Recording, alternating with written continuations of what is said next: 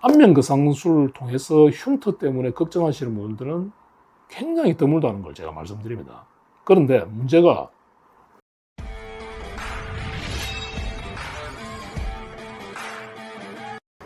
먼저 이렇게 거상에 대한 이야기를 해주셨는데 아무래도 이 절개가 들어가다 보니 흉에 대해서도 걱정이 있는 분들도 있어요. 좀 상담을 해주시면 좋을 것 같아요.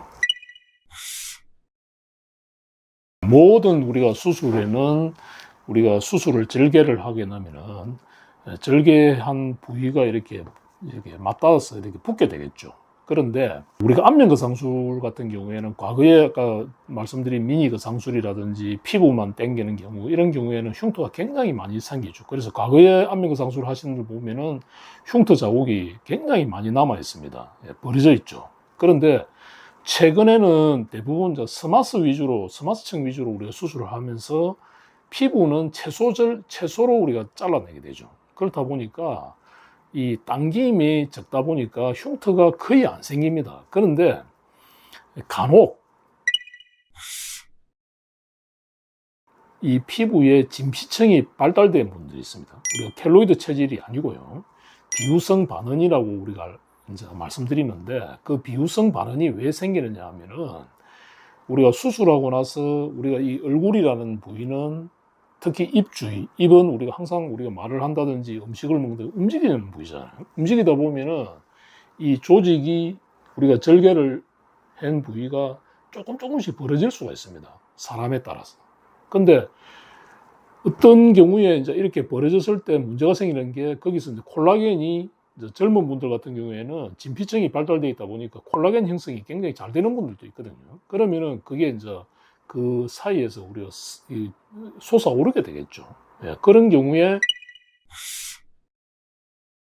수술한 병원에 빨리 가셔서 주사 치료를 받으시면 됩니다.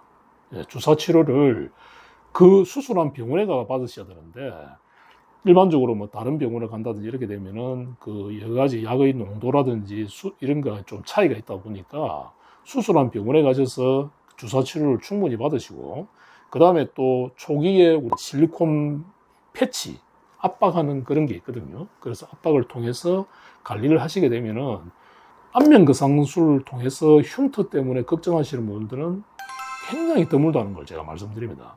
그런데 문제가 만약에 흉터가 생겼을 때 그러면은 그런 치료를 받지 못하고 중간에 예를 들어서 시간이 어느 정도 지나고 나서 내가 걱정할 만큼 흉터가 생겼다. 그러면은 그때는 반응 성형술이라서 흉터 제거술을 우리가 받으시면 됩니다. 단 흉터 제거술을 한과 동시에 약간의 또 그 스마스층을 좀 더 당겨주면서 부러지지 않도록 해주는 게 굉장히 중요하거든요. 그렇게 되면은 켈로이드 체질이 아닌 한 비후성 반응은 전혀 걱정할 문제는 아니다. 근데 환자 입장에서는 굉장히 걱정되잖아요. 그죠? 그죠?